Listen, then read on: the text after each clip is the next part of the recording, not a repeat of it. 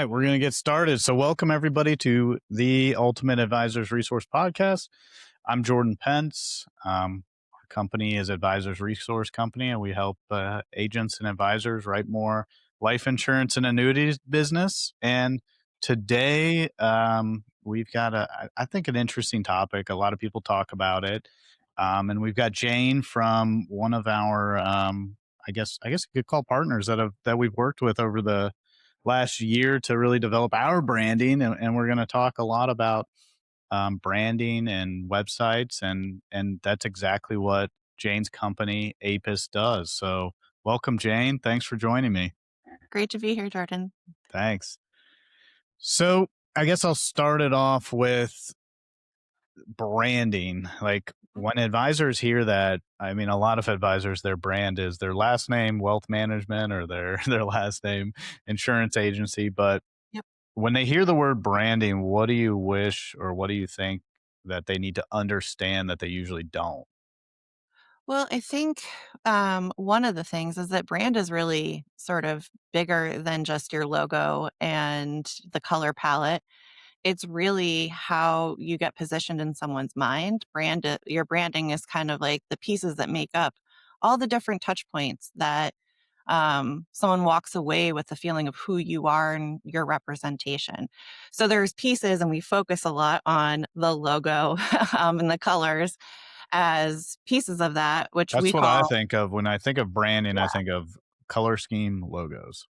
And so we call it the brand identity. And brand identity is there's a visual component to it and a verbal, or like the tone of voice and written piece that make up the whole part of your identity. But like how you deal with your customers, all of those things, really great big brands, if you think of them, have a word or an essence that they kind of use as a filter for all of the things that they do. Easy, and I think Disney's is entertainment, Right, storytelling, right? You right. have those sort of things.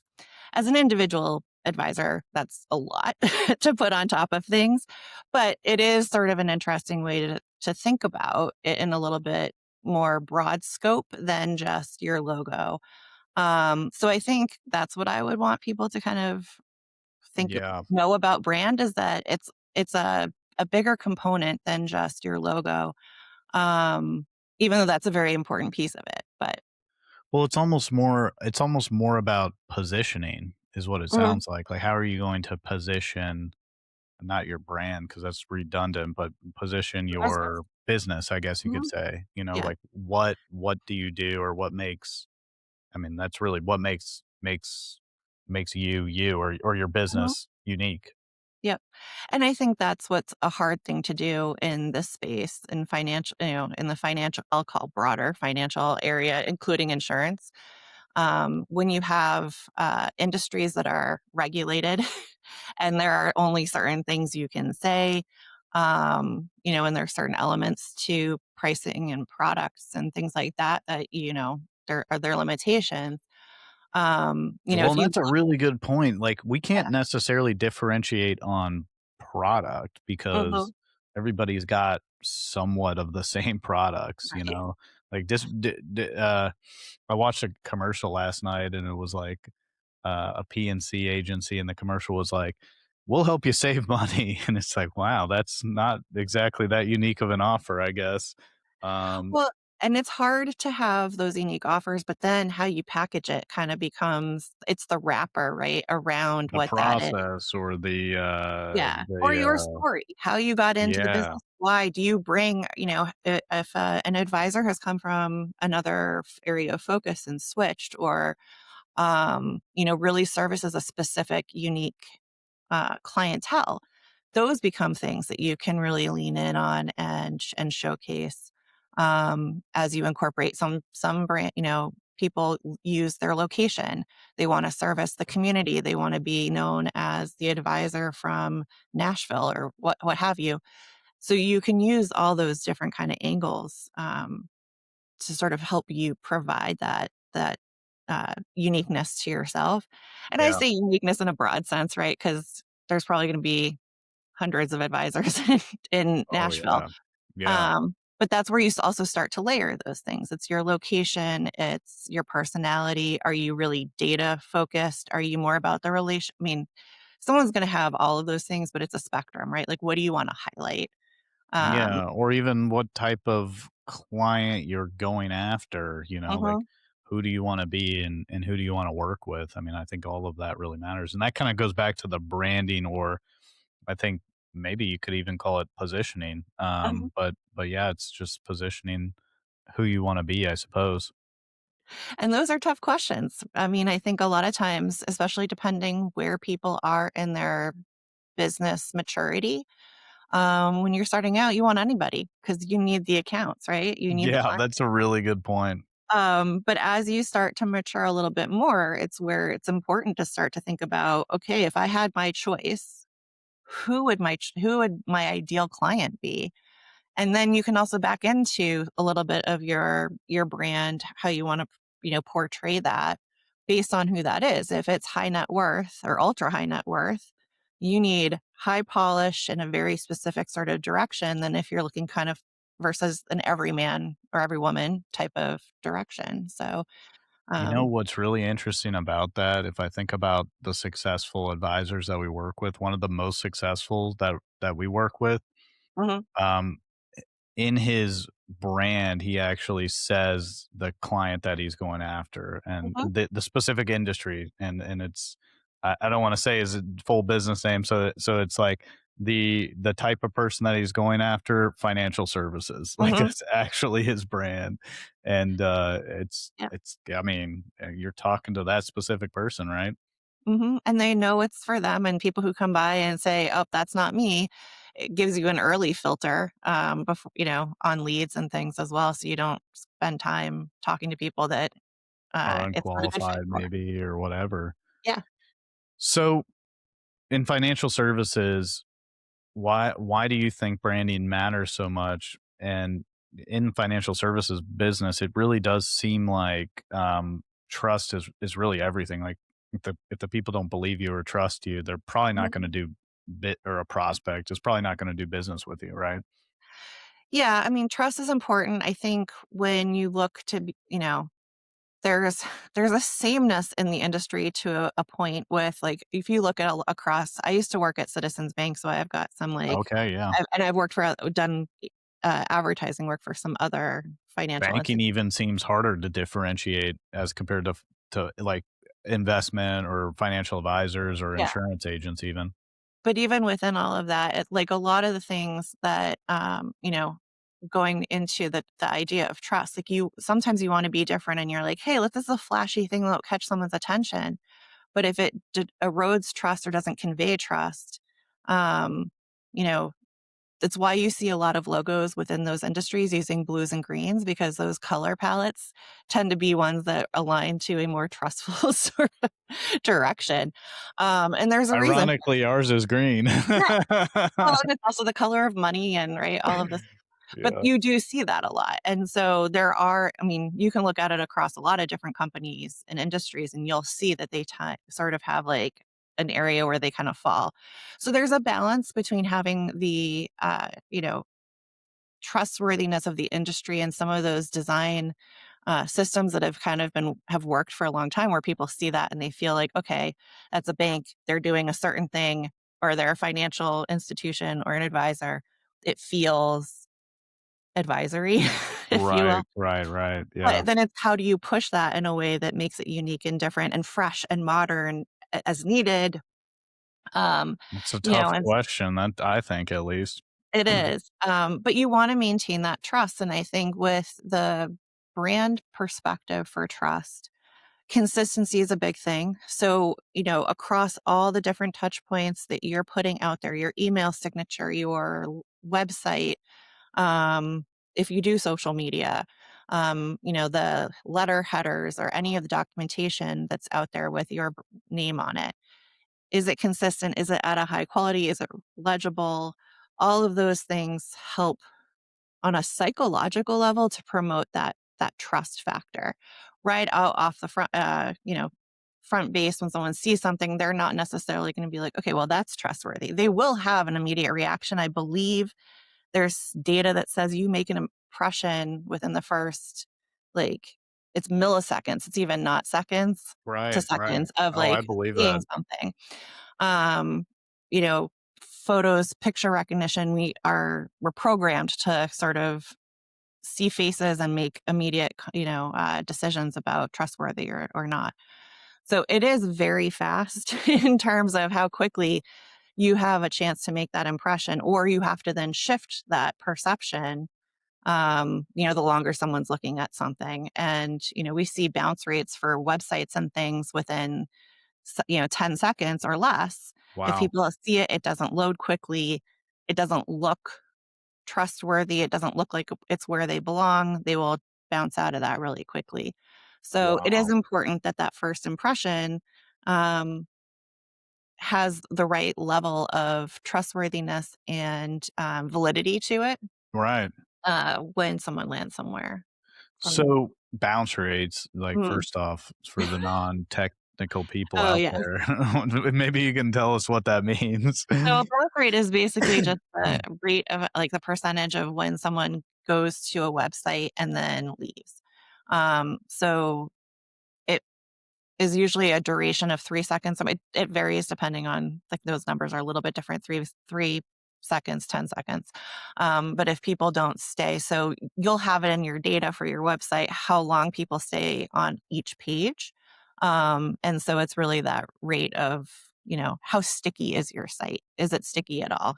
So if you have a low bounce rate, that means it's not sticky and people aren't hanging around to check out the information that you have there. Which means either the wrong people are going to your website Yes. or your content is not good. Right. Typically, those are the 2 main reasons.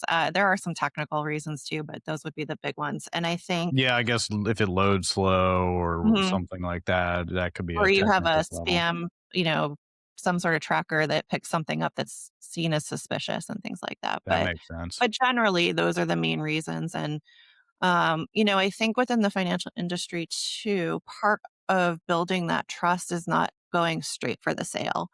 It is, and this is a little off of branding, a little more marketing Sure. related, but having a brand that is seen as helpful helps to build that trust. So, you know, offering those free conversations, Providing whether or maybe not free someone buys with you or information. not, how you help educate them on topics that are pretty complicated that the Sure. average person, is either really into knowing or they shy away from it completely because it overwhelms them, right? You have very few people in the middle.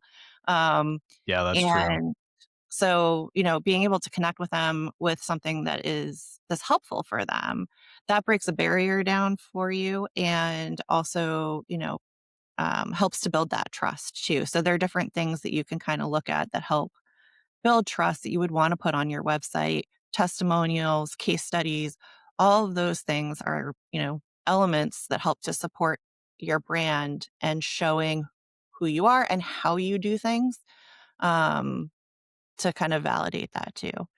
Yeah, yeah, that's a really good point. And I guess along the same lines, if you did have maybe outdated information or inconsistent branding, like how much damage can that actually provide or do to the advisor? Like how much of an impact? And then furthermore, I guess Mhm, I would ask, and maybe you don't know, but at least me personally, if somebody calls me, I will type their name into Google and try to look them up. Or if like some business reaches yep, out via email to me, I will usually try to go to their website. So mhm. to me, it seems like it's extremely important, but that's just anecdotal information. I mean, I'm assuming everybody does what I do, but that's probably not the case. Well, I think a lot of people do, and I Yeah, think especially if they haven't heard about you or, you have had this is your cold call or cold outreach to someone, sure. um, most people are unlikely to just reply and be like, "Hey," they'll look you up on LinkedIn, they'll like, they're, all Yeah. the different touch points. So it is really important that there's consistency and that, that there aren't typos on your website and that there, all the things that are clues to if I was to work with you, how diligent, and careful are you with, my finances? Yeah, And seriously, yeah, if your right? website's sloppy, are you even a real business? Like, you couldn't afford to, like, have a nice website, so what what's going on? You Well, know? and I think there's some of that too in terms of fraud and, like, Good we point. there are a lot of people who, especially from an email, I also sometimes get text messages from people, and I'm like, "If I don't know you, I'm not clicking on any text that's Seriously. coming through." Um, but that's another piece too, right? Like, there are a lot of fraud out there and phishing campaigns, and so how do Totally. they trust you? I'm not gonna click on the link in the email you may have sent me, but I will go do my own search and see, are you a real business, and what are you all about? Yeah. So that's another thing to think about too. There's nothing wrong with sending cold outreach emails. By the way, I'm not saying that, but some people like me Yeah. will do those approaches. Well, and And to actually, if you think about it, if I referred you to whatever, Joe Smith, the financial advisor, Mhm. you probably won't call Joe Smith. You'll probably Google his website and see what he's got going on and maybe look at his information. So even a referral, not just someone that randomly Yeah. found your email, your website could be impacted by what your branding or your website or whatever says, you know? Yeah, I think people more and more people will look you up because it's easier now, right? Like, It's super easy. 20 years ago, maybe not as much because it wasn't what's 20 years ago? No, actually, probably longer. Well, no, that's 2000. I'm sorry. 2006. I Yeah. I forget. mean, I say 20 years and I'm like, "Wait, was that the '80s?" It's not. Uh, but even 20 years ago, right? People didn't have websites. It was much more, people are getting stuff sent in the mail. It was harder to do your own research on who people are and get a sense of that. And I now mean, there's especially since LinkedIn. I mean, LinkedIn makes it easy. 2006 websites were so rudimentary, it seems like, compared to now, you oh, know? totally. And I It's think like a different now thing. it's expected. Then it was like, "Ooh, you have a website, that's fancy." Uh, Yeah, yeah, that's a really good point. Like, the most I wasn't even in the business yet, but really, like, the most cutting edge people at when I first got in the business had, like, their own custom website or whatever with mhm, their name and so yep, forth, and you're like, "Man, that's you got a website? That's great." yeah. And so now it's like, okay, well, do you have an like, what are the other things? I'm not saying advisors need to be necessarily on Instagram. Again, I think it's a harder sell to be there unless you're giving advice or you're doing a podcast or you're doing something additional. And there's Sure. a reason to be there, right? But people do go to look to see where you are and they will look you up, and what they find is going to be their first impression and a decision for them to say, hey, I want to learn more and I'm going to reach out, or no, not for me. So Exactly, yeah, that's a it good is a point. really important piece, across sort of, all the different possibilities and making sure that it's all connected and it feels, at the right level of polish that you need it to be. So by connected, I guess let's like get some let's talk about some like real things like connected or consistent. You're talking like, you go to the LinkedIn and the colors probably match the website. You have like a nice Mhm. banner and you have somewhat of similar, text in there as the Yeah. website, right? You're saying the same things. If you are about, um, the relationships you build with your clients, that messaging, it doesn't have to be the exact same words, but that messaging should be the same, in all of those places. Yeah, Your it should logo should want look the same or be a close enough version, right? You might need to change it a little bit because LinkedIn's more of a square or whatever, but it should feel like there's no question that these all are coming from the same company. right. Uh, the tone of voice, the colors, all of those things are really important. And that is the connection, but also the consistency piece as well. And I say, it doesn't have to be exactly the same because some channels require slightly different, things, but it should definitely feel like it's all part of the same package. So, Well, and I guess to further that point, like if your website says, I work with business owners and we do this type of planning, well, your hmm LinkedIn post should be all around business owners and hmm your LinkedIn should talk about business owners and your whatever else you do as a random example should be around that. It shouldn't be disjointed where you're talking about business owners over here and then, final expense or something here and something else over here. yes, exactly. And I think that goes back to sort of figuring out who you are and who you're for. Good And, point. No, that's a you know, really good point, and I that's why think that's such a foundational piece, and it takes a little bit of time to do for some people, they know right off the bat, and some people it takes a little bit more it's more of a journey to get there, but sure. it's really where it's foundational in all of the brand work and the following marketing work that happens after that, um, all comes from getting this foundation sort of Oh, set up. I think definitely the most, and it's hard to do, of course, but the most successful people really niche down into Mhm. specific areas. So if you're if an advisor could fix only one thing, what would have the biggest impact with regard to their branding and maybe their online presence and so forth? And then I'll piggyback on that to also ask what should, and we've kind of talked about this, but what should the website communicate in that period before they bounce, the first 10 seconds or whatever? So, fix one thing. Well, it's tricky because you may be doing some things well and some things not, right? Like, that one thing might vary per person. So, what I Good would say point. from a more general sense, and I know we just talked about it, is really looking holistically, at your brand and see, is it consistent? Pull up an Yeah. email, pull up your website, um, look at your LinkedIn, whatever you might have, and does it feel like this is all coming from the same person? And if Yeah. not, make the tweaks where you need to make them to at least align them. That would be the one big thing I would suggest. No, that Because makes a lot of sense. That you makes a might ton need of a new sense. logo or you might need, but beyond that, this is probably the big thing you'll see the biggest impact from in terms of I think that makes a lot of sense because there is, well, I mean, and some people don't even really um maybe they don't even have an online presence yet. I mean, that's I think a problem just as well as bad branding. yeah, and I would say the other thing too is put your name or your business into Google or an LLM, like one of the like Yeah, Chat GPTs or whatever, or both, and see what comes up. If you haven't Googled yourself, which because that's what someone's going to do. So you can mirror the experience that your potential client is going to take and see what they see.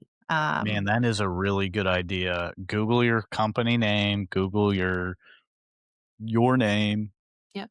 and see what appears, and do you like that or not? Mhm.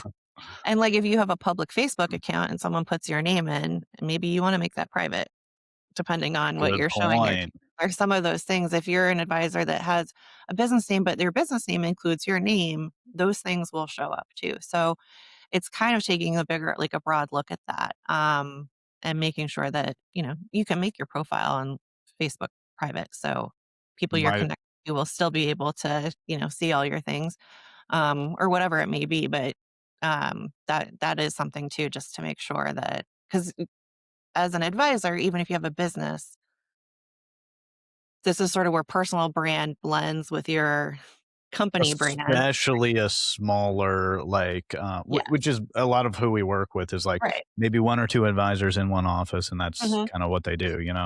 Yeah, and so if any of that stuff comes up as a individual, that will impact, the perception of your company potentially for better or worse.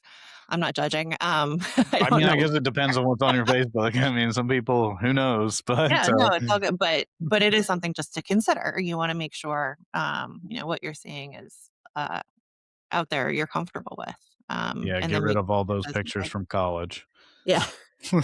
And then for the, second part of that question around the website, it needs to clearly communicate. I think the best thing to communicate is really, like, who you're for, if you can. If you can figure out what that is, having that near the top and what makes you different. We'll ask, like, "What's your special sauce?" when we start to work with a new partner.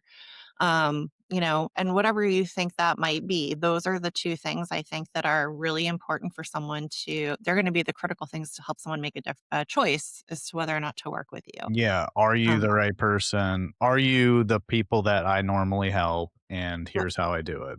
Yep. you know? 'Cause it'll also make them, if you're for someone that's not them, they're not gonna wanna spend their time to Yeah.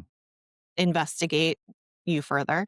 And then I think the next step down, it's a thing we call social proof. It's the testimonials, all of those things. And actually, one tip I would have for the advisors, if you're not doing it now, after you have a session with someone, um, or you help them with something, if you don't send an email to them today, there's also tools you can use that some are which are free. I think you could even send like a Google survey, set that up for free, and ask, hey, what worked for you? What didn't work for you? Get that feedback. It's a good place to get those testimonials when it's fresh in someone's mind. Hey, you just helped me with this thing. And I was like, I didn't want to do it, but it got taken care of and you made it really easy. Any of That's those a good kinds of point. things are really good for that. But it also helps to give you some feedback on your brand. How are they perceiving you? How are they looking at the process? All of those things. So, Yeah, um, or even how you can improve your sales process or mhm, your planning process or whatever you wanna call it. yeah, I mean, that's really good insight, and then I mean, the good ones, obviously, you have an opportunity to harvest those and, yeah, put them out there for, I guess you could say advertisement purposes or mhm, promotion, you know? yep. Yeah, so I think that's another way to, also kind of get that feedback that you can use there, within that too. Awesome.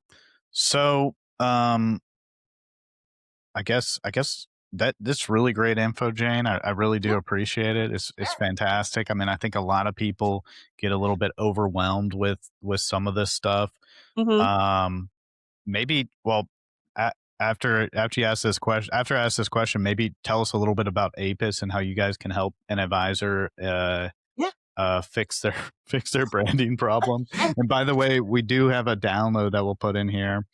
You guys have a 5 minute mini brand audit, Mhm. and we'll put the link in the description for a download. But I think that could be a great place to start. But I'll let you do it. So if somebody feels overwhelmed by digital marketing, website, branding, all this stuff, Yep. where should they start? So you can reach out to us at Apis Productions. We've been around for almost 25 years, about 25 years in the industry.